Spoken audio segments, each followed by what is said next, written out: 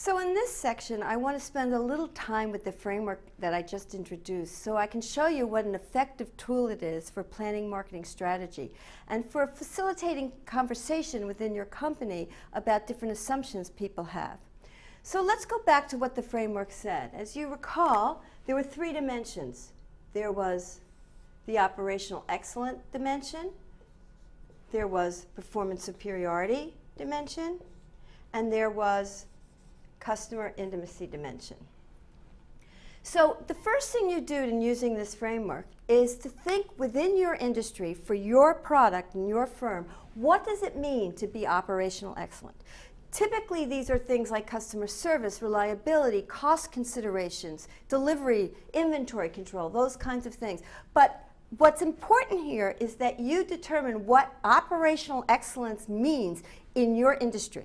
And so you define that axis in terms of what your customers think, your competition thinks, and you think determines that axis. Similarly with performance superiority.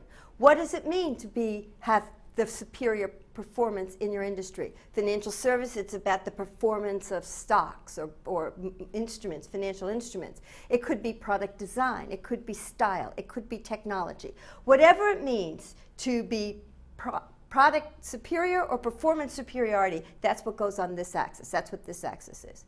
And this axis is customer intimacy, which means you're delivering what the customer wants. It's about customization, delivering to what unique aspects that a customer demands. And what it means to be truly customer intimate, this is something that Pete Fader is going to discuss in the next section.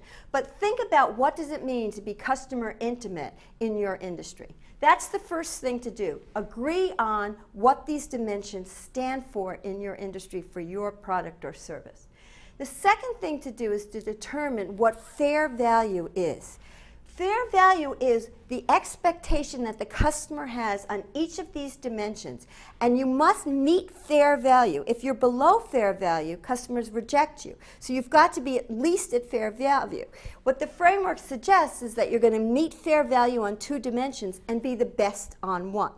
But first you have to determine what are those customer expectations. And these customer expectations change over time. They're not static. They change as customer expectations escalate. So just to give you an example, let's talk about what would happen in a brand new industry when a brand new product enters the market. As an example, let's think about Apple's iPad. And when they introduced that product, it kind of changed everybody's expectations for what a tablet should be. When you have a brand new market and nothing existed before, customers' expectations are at the origin. They don't have any expectations because the product doesn't exist.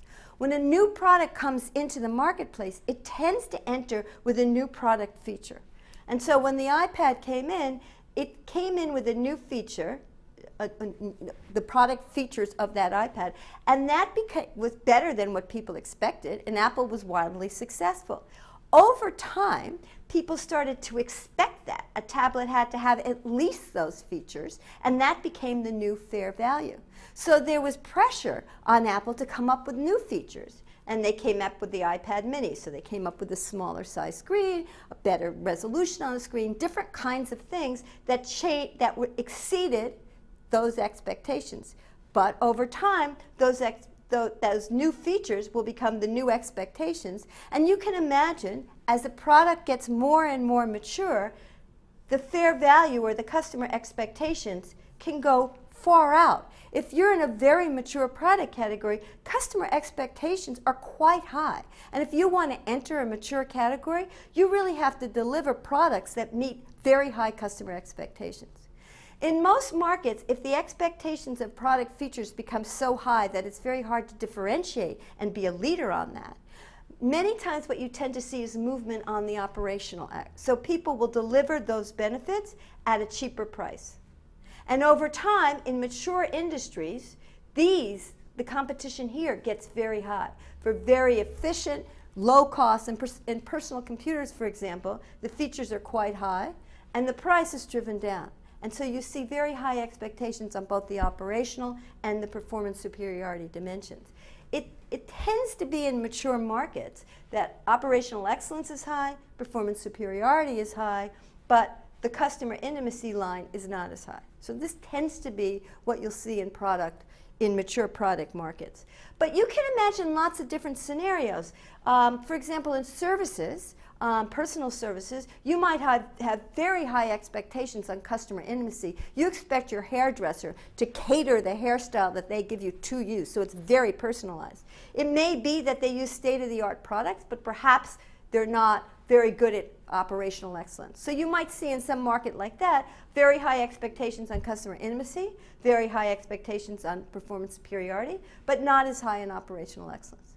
The point here is you determine what are these axes and what are customer expectations for fair value on each of these axes. This is actually the hardest part of this framework, determining what fair value is. You can do market research on it. You can kind of predict it based on your experience in the industry. Some people use the average of all competition to plot this. Sometimes fair value is at the minimum and all the firms are above fair value on some dimension. Other times fair value or customer expectations are higher than any firm can deliver to. So for example, in the airline industry, I would argue customer expectations are for 100% on-time landings and on-time takeoffs, but no firm commits to that or can perform to that level. So in that case, operational excellence might be higher than any firm is delivering to. So that's the first step in this framework. Determine the axes and determine where you are, where your fair value mark is on each of these axes. So the next thing you do is you plot how your firm is delivering to fair value. So let's just, for the sake of argument, assume fair value in this industry is here, and is here, and is here. So then I either do market research or discuss it and try to get some kind of managerial insight on where my company is on these different dimensions relative to fair value.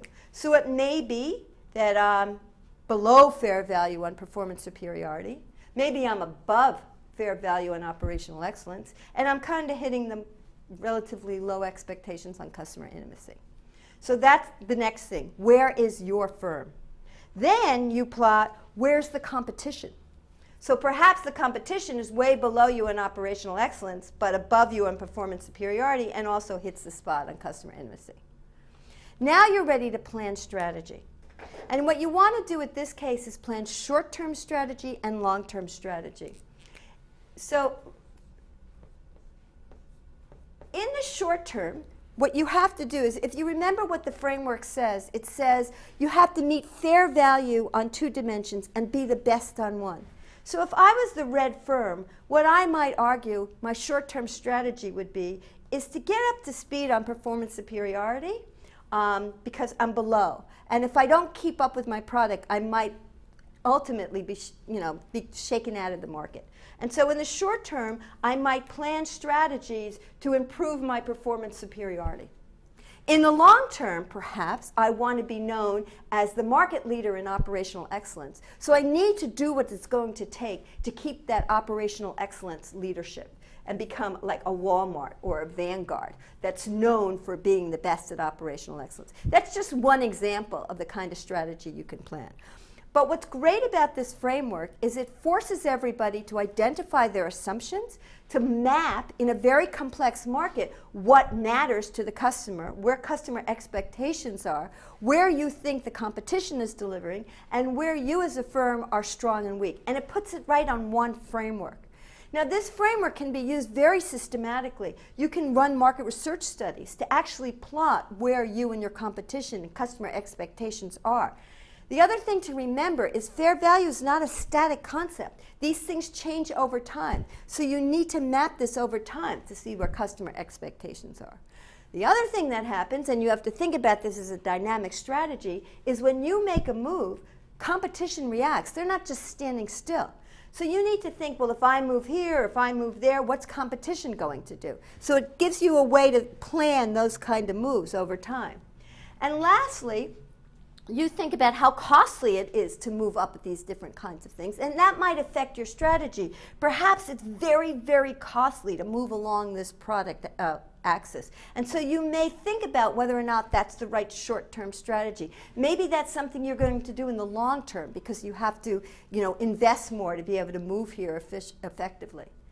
The other thing you need to consider when you think about all of this is that these dimensions are not independent.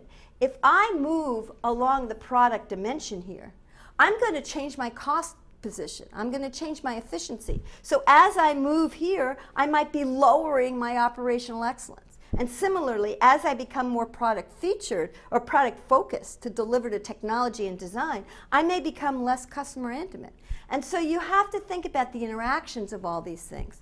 But what's very, very nice about this framework is that it's clear and simple, and it maps in a very direct way some of the intricacies and complexities of your marketplace, of your firm, and of your competition. And for that, it's a very, very effective planning tool.